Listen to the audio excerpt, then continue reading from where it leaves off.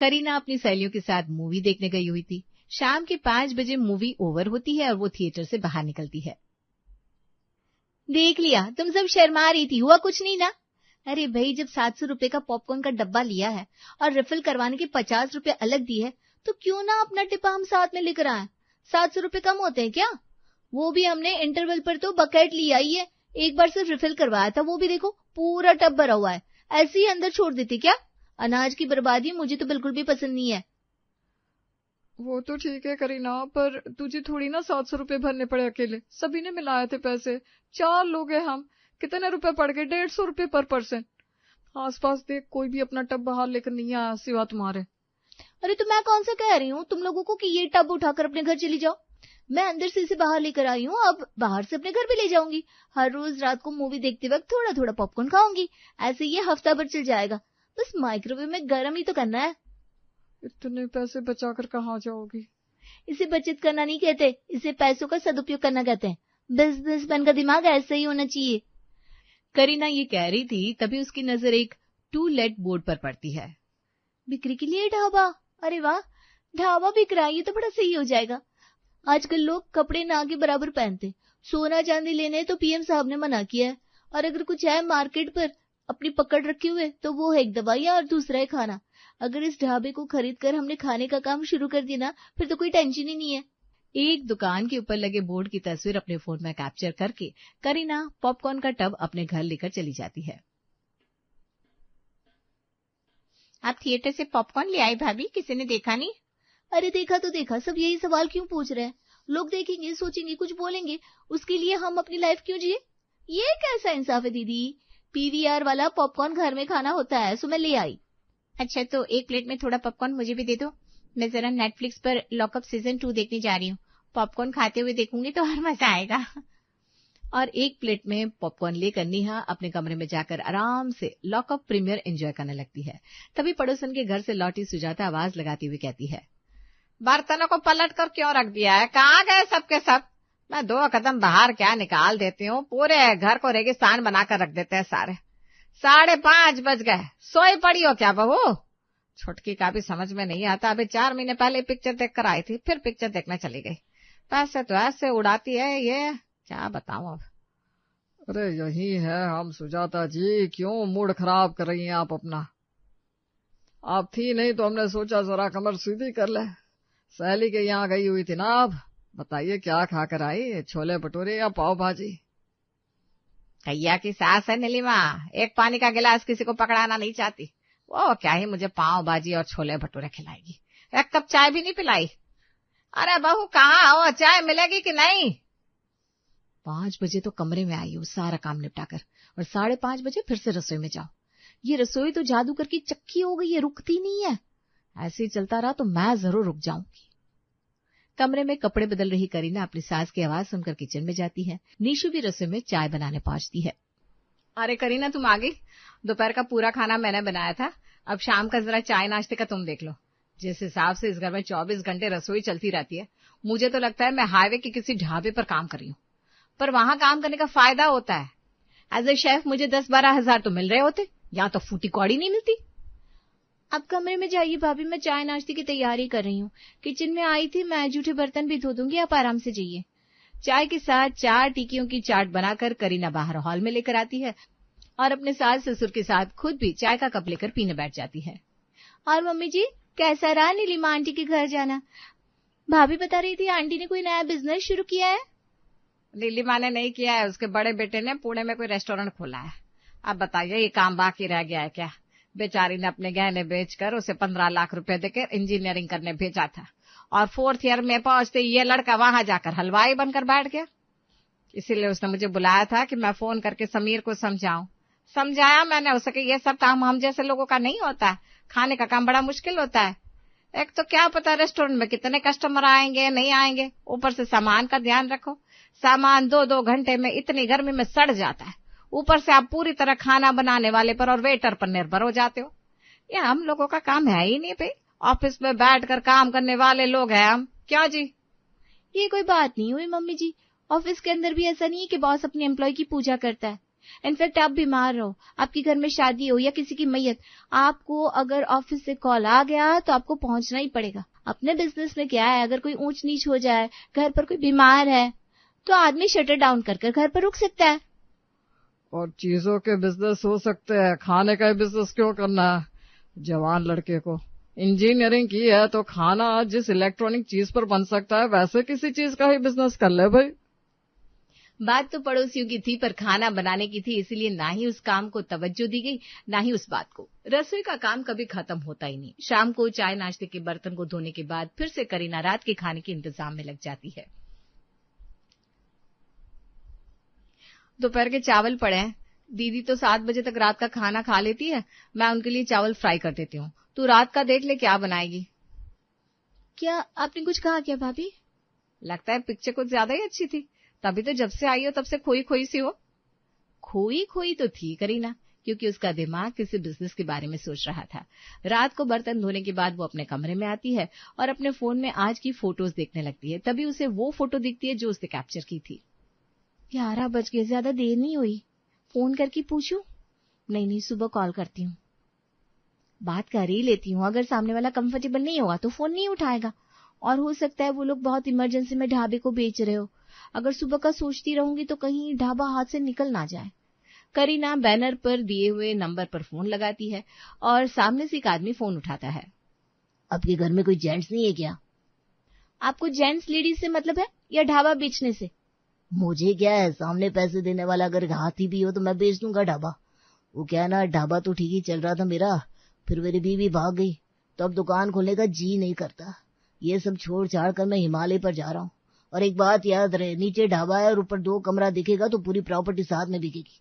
ये नहीं कि ढाबा किसी और को बेचू फिर ऊपर के 2 कमरे किसी और को बेचने के लिए इंतजार करूँ। ज्यादा दिन नहीं है मेरे पास, हफ्ते भर में मैं यहाँ से निकल जाऊंगा।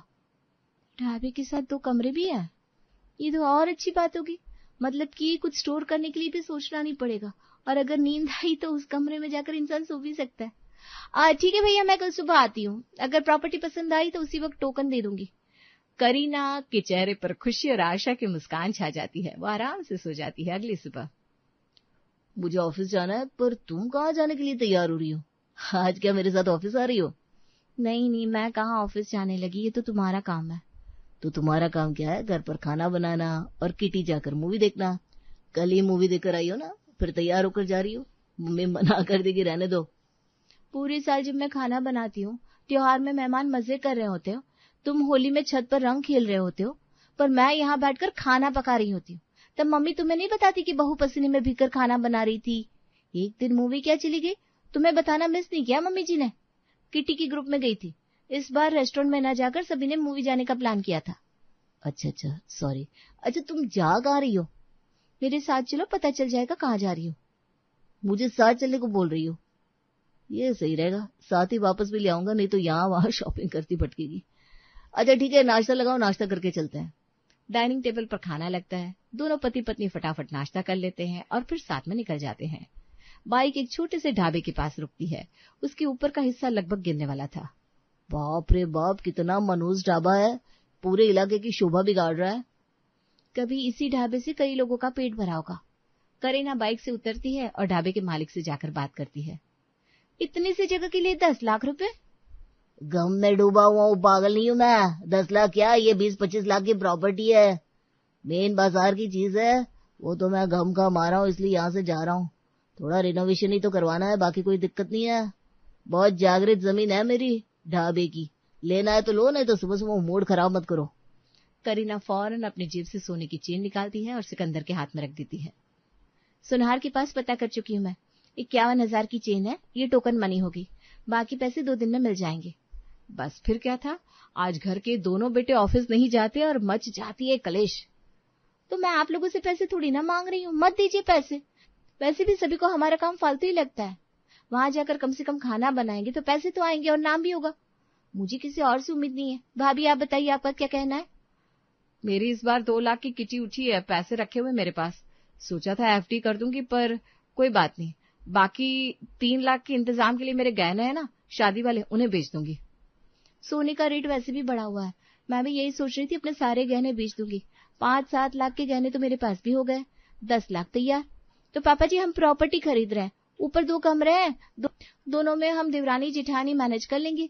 अब से इस घर में किसी को खाना खाना हो तो आप सभी को 10 मिनट का डिस्टेंस कवर करके हमारे पास आना होगा, क्योंकि हम यहाँ नहीं रुकने वाले, क्योंकि अब तो हम काम पर बिजी होंगे ना। और इसी बात पर निशु और करीना अपने नए बिजनेस के स्टार्टअप के लिए निकल पड़ती हैं।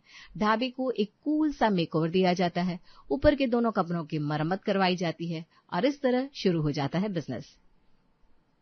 This is your order ma'am. Thank you. आप खाने के बाद फीडबैक जरूर दीजिएगा मैडम। हमने इंस्टाग्राम पर अपना अकाउंट बनाया है ढाबे का।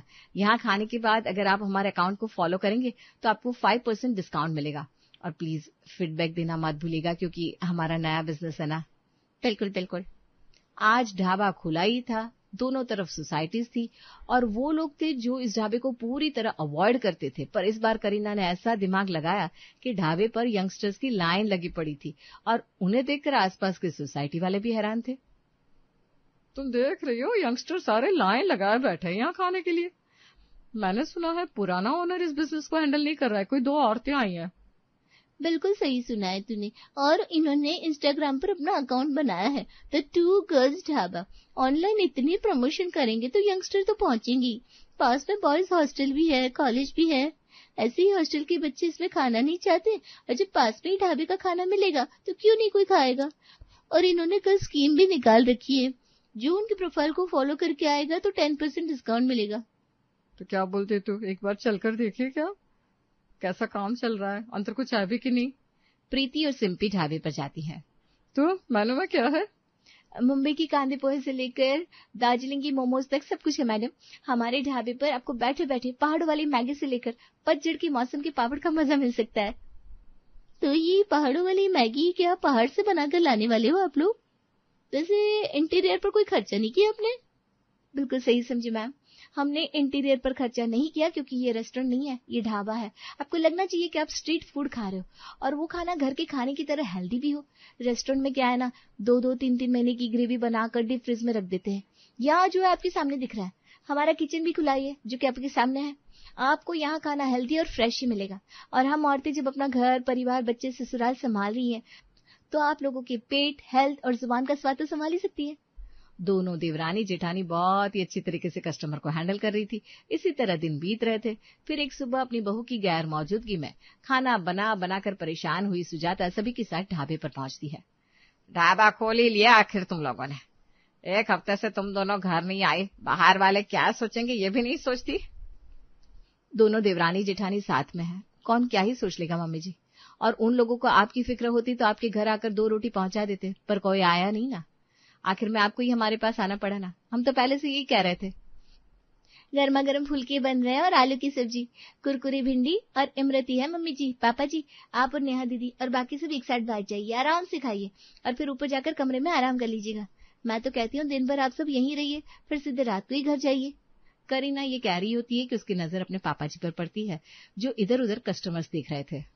काम तो बड़ा अच्छा संभाला है बहू ने, भीड़ भी अच्छी लगी है। ग्राहकों के साथ बैठकर करीना के ससुराल वाले भी खाना खाते हैं। और रोटियां लीजिए ना पापा जी। वेट, ये आपके फादर है? नमस्ते अंकल जी। बेटा मैं बहू का ससुर हूँ। अच्छा लगा कि आप जो खाना कस्टमर को परोस रही हैं वही अपने ससुर जी को भी दे रही है। मतलब खाने के प्रिपरेशन में आपने जरा भी लापरवाही नहीं बरती है। बिल्कुल भी नहीं। और हम बहू हैं तो हम घर भी अपना नहीं छोड़ सकते। यहाँ मेरी ननद भी है, जेठ भी है, जिठानी, ससुर, पूरा परिवार यही खा रहा है और उसके साथ कस्टमर भी। इसी तरह तीनों टाइम खाना इनका यही बनेगा। तो ये गर्ल्स ढाबे के साथ ससुराल भी चला रही हैं। एक्चुअली मैं ब्लॉगर हूँ और न्यूज़पेपर में आर्टिकल भी लिखता हूँ। आपकी स्टोरी बड़ी अच्छी लगी, मैं इसे कवर करना चाहूंगा। एक बार कैमरा ढाबे पर आता है कि सभी की नजरें वहीं पहुंच जाती है। कोई बड़ी बात नहीं, आजकल तो हर कोई कैमरा उठाकर घूमता है। कौन सी दोनों वायरल होगी? पर मुझे लग रहा है हो जरूर जाएगी। एक सवाल तो सभी आपसे पूछना चाहते हैं। मेरे भी मन में था कि आपने अपने ढाबे को बहुत ज्यादा अच्छा लुक क्यों नहीं दिया? मेरे पास स्पेस बहुत कम है। उसमें अगर मैंने इंटीरियर ऐसा बनाया होता कि लोग यहाँ फोटो खींचने लगे तो कस्टमर की लाइन खाने से ज्यादा फोटो के लिए लगती। और मुझे खाने पर फोकस करना था कि अपना खाना अच्छा हो। कंफर्ट दीवारों में नहीं, मुझे फूड में चाहिए था। और उसके अलावा हम देश के हर कोने के फ्लेवर को जिंदा रखना चाहते थे। अब बहुओं से ज्यादा किसे पता हो फ्लेवर्स के बारे में। हमें तो अपने डायबिटीज वाली सास के साथ साथ चटोरे ससुर जी के हिसाब से भी खाना बनाना पड़ता है, तो कस्टमर को खुश करना ज्यादा मुश्किल नहीं होने वाला था। जिसके पास आइडिया हो और बिजनेस करने का ढंग हो, वो कहीं भी बिजनेस कर सकता है। 2 सोसाइटी के बीच भी ढाबा चला सकता है। दोनों देवरानी जेठानी अपने बिजनेस में इस तरह लगती है कि ढाबे के ऊपर 2 कमरे की जगह कब आलीशान घर में बदल जाती है पता ही नहीं चलता। इस बात को 5 साल हो गए हैं। ढाबे के ऊपर ससुराल तो बड़ा आलीशान है, पर ढाबा आज भी बिल्कुल वैसा ही है। अरे माँ, पूजा दीदी की ससुराल फोन किया या नहीं? आपको तो पता है फोन किए बिना वो आने वाली नहीं है। हाँ हाँ, ला चल फोन दे, पहले समधन जी को ही फोन करती हूँ। पूजा के मायके में उसके भाई के जन्मदिन की तैयारियां शुरू हो चुकी हैं। पूजा की माँ उसकी सास को फोन लगाती है। नमस्ते समधन जी। हाँ हाँ समधन जी, नमस्ते नमस्ते। और सब बढ़िया, बताइए कैसे याद किया? नमस्ते, इस रविवार चिंटू का जन्मदिन है, आप सबको जरूर आना है। अरे बधाई बधाई समधन जी, बेटे को बहुत बहुत आशीर्वाद। जी जी धन्यवाद, याद रखिए सभी को आना है। और लाइए दामाद जी से बात करा दीजिए। हाँ हाँ क्यों नहीं, मैं अभी अमित से बात करवाती हूँ। अमित बेटा, लो समधन जी से बात करो। नमस्ते मम्मी जी। बेटा, रविवार को सबको लेकर जरूर आना, चिंटू का जन्मदिन है, इस बार कोई बहाना नहीं। अरे मम्मी जी बिल्कुल आएंगे। ये हुई ना बात, पूजा को भी दे दीजिए ना फोन। पूजा, लो तुम्हारी मम्मी का फोन है। नमस्ते मम्मी। बेटा, रविवार को तुम दोनों का इंतजार रहेगा। हाँ मम्मी, हम दोनों आएंगे। फोन कट जाता है और पूजा खुश होकर अमित से पूछती है, सुनिए रविवार को हम कितने बजे निकलेंगे? कहीं नहीं निकलेंगे। अभी तो आपने मम्मी से हाँ बोला। फोन पर मना करता क्या? सिर्फ 2 घंटे के लिए चलिए। नहीं जाना मतलब नहीं जाना। अरे बेटा, अभी तो हाँ बोला था, बहू के मायके वाले इंतजार करेंगे। तो करने दो, मुझे क्या। प्लीज मेरी बात मान लीजिए, चलिए ना, प्लीज प्लीज। अरे इतनी खुशामद क्यों करवा रहा है? मैंने कहा थोड़ी ना है कि खुशामद करो, मैं तो वैसे भी नहीं आऊंगा। अच्छा, बहू एक काम कर, तू अकेली चली जा। नहीं माँ जी, रहने दो, अब मैं भी नहीं जाऊंगी। संडे का दिन आ जाता है। मायके में सभी पूजा और अमित के आने की राह देख रहे होते हैं। नेहा, दीदी लोग आते ही होंगे। मेरी दीदी की पसंद की खीर बनाई है और जीजा जी की मिठाई भी आ गई। तभी पूजा का फोन आता है। हाँ बेटा, कहाँ पहुँचे? मम्मी, हम नहीं आ पाएंगे। क्या हुआ? इनका मन नहीं है आने का, इसलिए मैं भी नहीं आ रही। फिर से? हर बार ऐसा ही होता है। कोई बात नहीं बेटा, अपना ध्यान रखना। अमित की वजह से पूजा एक बार फिर अपना मन मार कर रह जाती है। 1 महीना बीत जाता है और 1 महीने बाद पूजा के मायके में उसकी बहन नेहा की सगाई तय हो जाती है। सुनीता जी फिर से पूजा के ससुराल में फोन करती है। आज फिर समधन जी को फोन करती हूँ, इस बार तो सबको आना ही है। बेचारी पूजा को आए हुए 1 से ज्यादा हो गया महीना। नमस्ते समधन जी।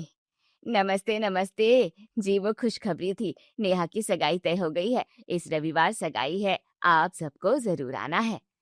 अरे वाह वाह, बहुत बहुत बधाई, इस बार तो हम सब जरूर आएंगे। अमित बेटा है क्या? हाँ, अभी बात करवाती हूँ। अमित बेटा, लो समधन जी से बात करो। नमस्ते मम्मी जी। बेटा, इस बार नेहा की सगाई है, तुम्हारे बिना अच्छा नहीं लगेगा। अरे मम्मी जी, इस बार तो पक्का आएंगे। बढ़िया बढ़िया बेटा, लाओ पूजा से भी बात करा दो। हाँ मम्मी। बेटा जल्दी आ जाना। हाँ मम्मी, हम दोनों आएंगे। फोन कट जाता है और पूजा एक बार फिर से अमित से बड़े प्यार से पूछती है, सुनिए जी, इस बार तो नेहा की सगाई है, इस बार तो हम दोनों जाएंगे ना? मैं कहीं नहीं जा रहा। अभी तो आपने हाँ कहा था। फोन पर सबको हाँ ही बोलते हैं। लेकिन इस बार मेरी बहन की सगाई है, मेरे साथ चलिए ना, मेरे लिए। सोचता हूँ, सुनो, नहीं जाऊंगा। अरे शर्म कर, बहू कितनी देर से मना रही है। माँ, मुझे कोई फर्क नहीं पड़ता। तेरी वजह से बहू हर बार अपने घर नहीं जा पाती। बहू तू अकेली चली जा। नहीं माँ जी, ये नाराज हो जाएंगे, अब मैं भी नहीं जाऊंगी। अमित फिर से अपनी नौटंकी दिखाना शुरू कर देता है। वहीं दूसरी तरफ पूजा के मायके में सगाई की तैयारी चल रही है। मम्मी, दीदी तैयार होकर निकल गई होंगी ना? हाँ बेटा, बस पहुंचते ही होंगे। मैं जीजा जी को लेने बाहर खड़ा हो जाता हूँ। उसी समय सुनीता जी का फोन बजता है। दूसरी तरफ से पूजा बात करती है। हाँ बेटा, कहाँ पहुँचे? मम्मी, माफ कर दीजिए, हम इस बार भी नहीं आ पाएंगे।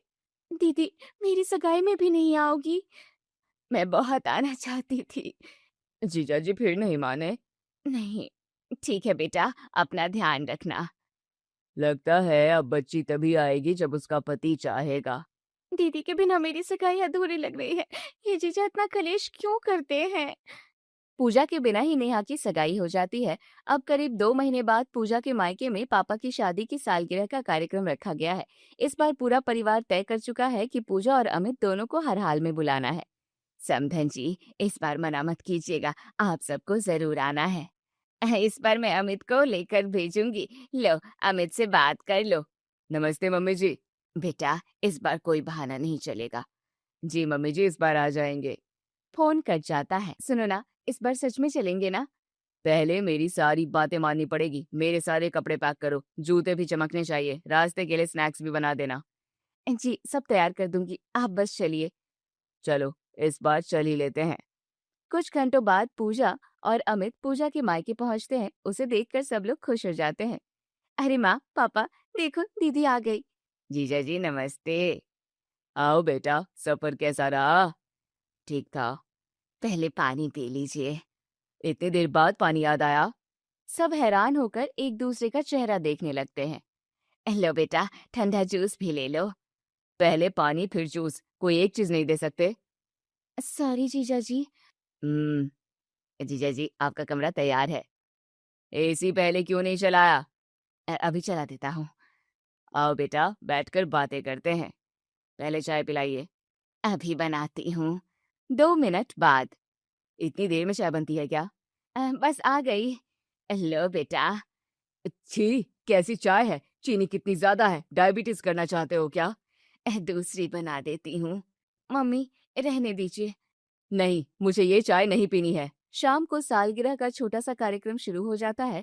घर में मेहमान भी आने लगते हैं। दीदी, चलो मेरे साथ गेस्ट को देख लेते हैं। हाँ चलो। अच्छा, मुझे अकेला छोड़कर जा रही हो? बस 2 मिनट में आती हूँ। ठीक है, जा। पूजा अपने मेहमानों को देख रही होती है और थोड़ी देर बाद, जीजा जी आइए सबके साथ बैठते हैं। मुझे बुलाने की अब याद आई? ऐसी बात नहीं है, सब अपनी अपनी मस्ती में लगे हैं। अमित अपने ससुराल में नौटंकी शुरू कर देता है, वहीं रसोई में। नेहा, पहले जीजा जी के लिए प्लेट लगा दो। अभी लगा देती हूँ मम्मी। पूजा की माँ और बहन उधर अमित की खातिरदारी में हड़बड़ा रही थी, वहीं दूसरी तरफ, पापा जी देखिए, मुझसे किसी ने पूछा भी नहीं कि मुझे भूख लगी है या नहीं। अरे बेटा, सब तैयारी में लगे हैं, तो मैं क्या बाहर का हूँ? तभी नेहा प्लेट लेकर आती है। जीजा जी, खाना लग गया। अब मेरा मन नहीं है। अभी तो बोल रहे थे भूख लगी है। अब नहीं है। अमित नखरे दिखाकर खाना खाने को मना कर देता है। तभी कुछ देर बाद पूजा अपनी बहनों के साथ बैठकर जल्दी जल्दी खाना खा लेती है ताकि बाद की जिम्मेदारियों से निपटा सके। वाह, तुमने मेरे बिना खाना खा लिया? सब लोग साथ बैठे थे इसलिए। मैं तुम्हारा पति हूँ या पड़ोसी? ऐसी बात मत करिए, मुझसे पूछना भी जरूरी नहीं समझा। मैं अभी आपके साथ भी बैठ जाती हूँ। अब जरूरत नहीं है। जीजा जी आइए, मैं आपके साथ खाता हूँ। मुझे किसी की हमदर्दी नहीं चाहिए। बेटा, गलती हो गई। आप लोगों के घर में दामाद की कोई इज्जत ही नहीं है। पूरा घर एकदम शांत हो जाता है। जीजा जी, हमने जानबूझकर कुछ नहीं किया। मुझे सफाई मत दो। थोड़ी देर बाद एक रिश्तेदार पूजा से बात करने लगता है। अब मैं चलता हूँ। अरे, अभी क्यों? यहाँ मेरी कोई इज्जत ही नहीं है। बेटा, इतनी छोटी सी बात पर नाराज मत हो। मेरे लिए ये छोटी बात नहीं है। रुक जा बेटा, मेहमान क्या सोचेंगे? मुझे किसी से कोई मतलब नहीं है। प्लीज प्लीज मेरी वजह से मत जाइए। चलो, अभी के अभी चलो। मम्मी, मैं चलती हूँ। दीदी, अभी तो आए थे आप लोग। हर बार ऐसा क्यों होता है? आज की खुशी भी खराब हो गई। अब समझ में आया हर बार पूजा क्यों नहीं आ पाती थी। अमित बेवजह गुस्सा करके पूजा को अपने साथ ले आता है। करीब 1.5 महीने बाद अचानक पूजा की मम्मी की तबीयत खराब हो जाती है और लंबे इलाज के बाद ठीक होने पर उसके मायके में एक छोटी सी पूजा रखी गई है। समधन जी, इस बार भी आप सबको जरूर आना है। हाँ समधन जी, मैं बहू और अमित दोनों को भेज दूंगी। फोन करते ही, मम्मी जीजा जी भी आएंगे ना? हाँ बेटा। तो इस बार कोई गलती ना हो जाए। सब लोग सुन लो, अमित बेटा को शिकायत का एक भी मौका नहीं मिलना चाहिए। मैं अभी उनके कमरे की चादर बदल देती हूँ। मैं इसी पहले से चला देता हूँ। उनकी पसंद वाली मिठाई भी मंगा लो। ठंडा पानी फ्रिज में रख दो। चाय की पत्ती भी नहीं खोल देती हूँ, कहीं फिर चीनी पर नाराज ना हो जाए। इस बार चाय उनसे पूछ कर ही बनाऊंगी। एक तरफ जीजा जी के आने से पहले माहौल बना हुआ था, वहीं दूसरी तरफ, सुनिए, इस बार तो आराम से चलेंगे ना? देखेंगे। सब आपका इंतजार कर रहे हैं। इंतजार मेरा करते हैं या अपनी बेटी का?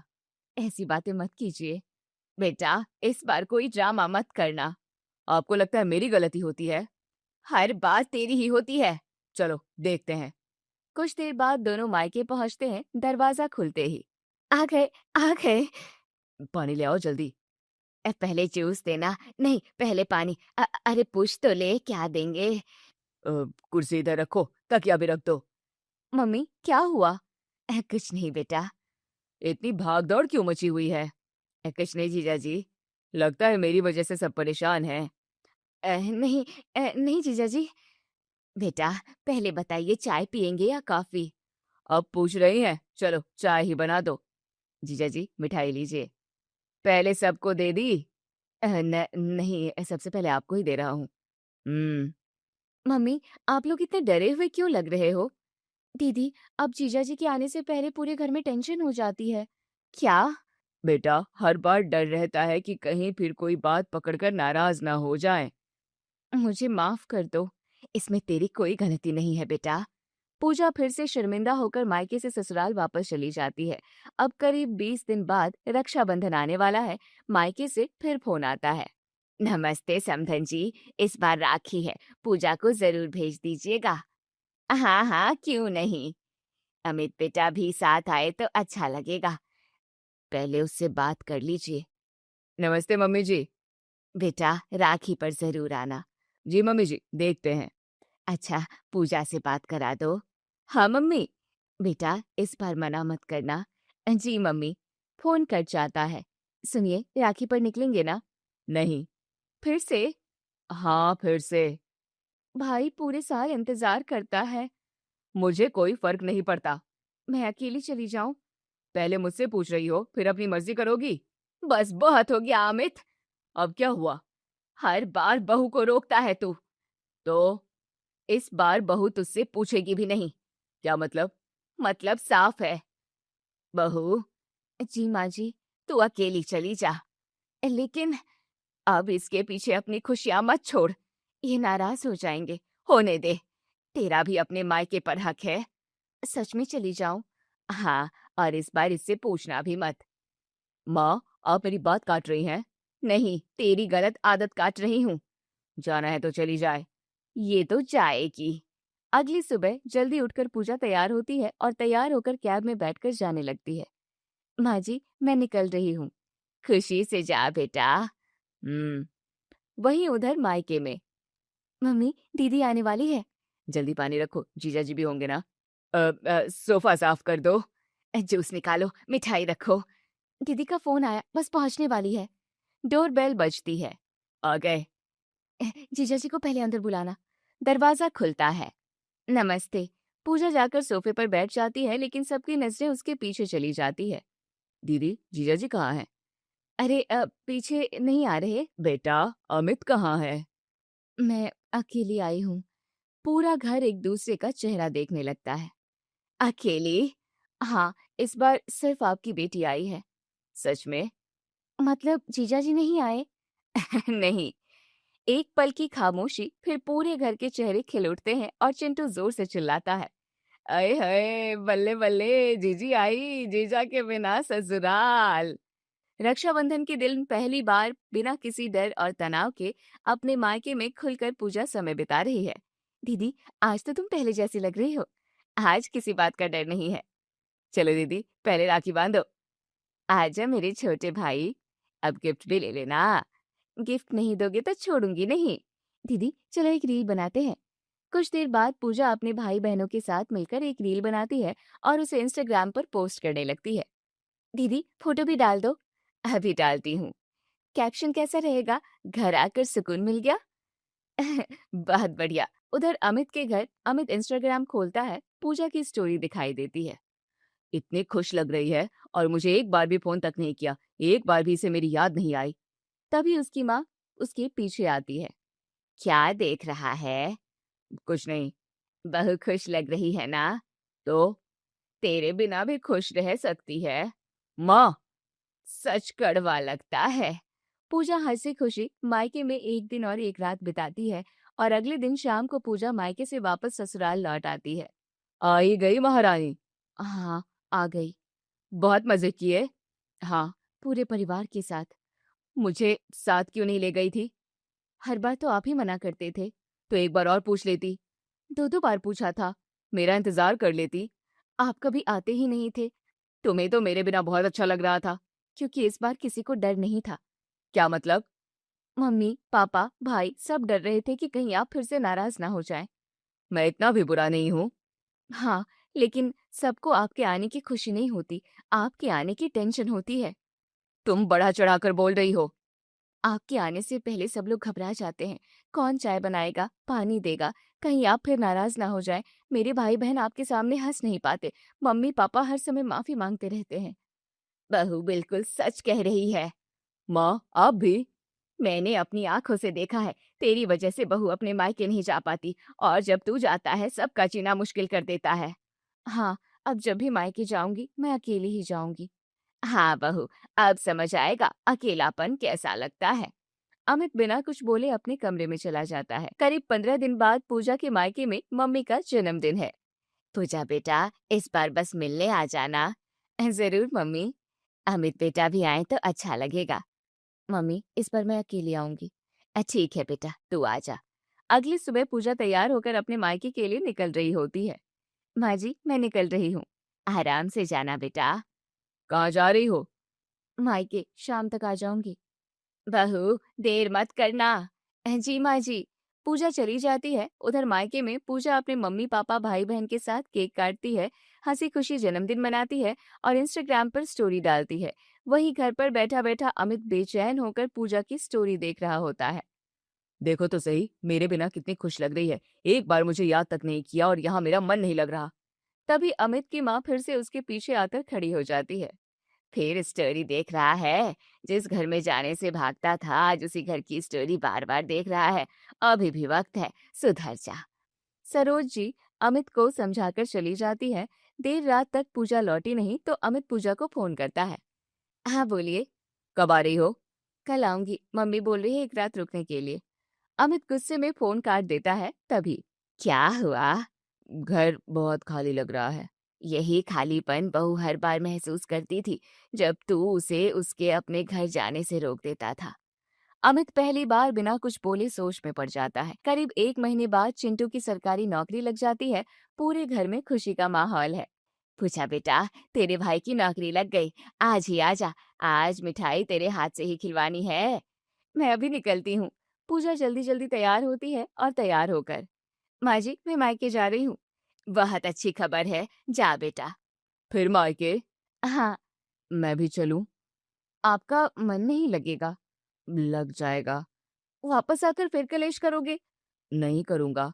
नहीं, आप रहने दो, मैं ही चली जाती हूँ। पूजा चली जाती है। माँ, सच में चली गई? अब तो हर बार जाएगी, अभी भी वक्त है। क्या करूं? इस बार बुलावे का इंतजार मत कर, बेटा बनकर जा, दामाद बनकर नहीं। अगर उन्होंने माफ नहीं किया तो? पहले कोशिश तो कर। अमित तुरंत बाहर निकल जाता है। रास्ते में खाली हाथ जाना ठीक नहीं रहेगा। वो एक आइसक्रीम पार्लर के सामने रुकता है और आइसक्रीम लेकर अपने ससुराल पहुंचता है। डोरबेल बजती है। चिंटू दरवाजा खोलता है। दरवाजा खोलकर, जीजा जी। दरवाजे पर अमित खड़ा है। एक हाथ में बड़ा सा आइसक्रीम फैमिली पैक है। जीजा जी, मम्मी, जीजा जी आ गए। अरे जल्दी, अरे जल्दी पानी रखो। चिंटू कुर्सी लगाओ। दीदी, जीजा जी आ गए। ये यहाँ? अरे ऐसे क्या देख रहे हो चिंटू? जी जी जीजा जी, जरा कटोरिया ले आओ। कटोरिया? सबके लिए आइसक्रीम लाया हूँ। हाँ, आज सब मिलकर खाएंगे। बेटा पहले बैठ जाओ। पहले सब बैठेंगे फिर मैं बैठूंगा। सब तो ठीक है बेटा, आज पहली बार ठीक हुआ हूँ। पूजा, मुझे माफ कर दो। मैं हर बार छोटी छोटी बातों पर नाराज होता रहा। मैंने कभी नहीं सोचा कि मेरी वजह से आप सब डरने लगे थे। बेटा, मम्मी जी, हर बार आपने मुझे बेटे जैसा माना। मैंने हर बार शिकायत ही की है। गलती मान लेना सबसे बड़ी बात होती है। पापा जी, मुझे माफ कर दीजिए। आ जाओ बेटा। रमेश अमित को गले लगा लेते हैं। तो अब हमारे पुराने वाले जीजा जी नहीं रहे। नहीं, अब नए वाले जीजा जी हैं। मतलब अब चाय में चीनी ज्यादा हुई तो भी कुछ नहीं बोलोगे? हाँ, और दीदी को जीजा जी के बिना ससुराल भी नहीं आना पड़ेगा।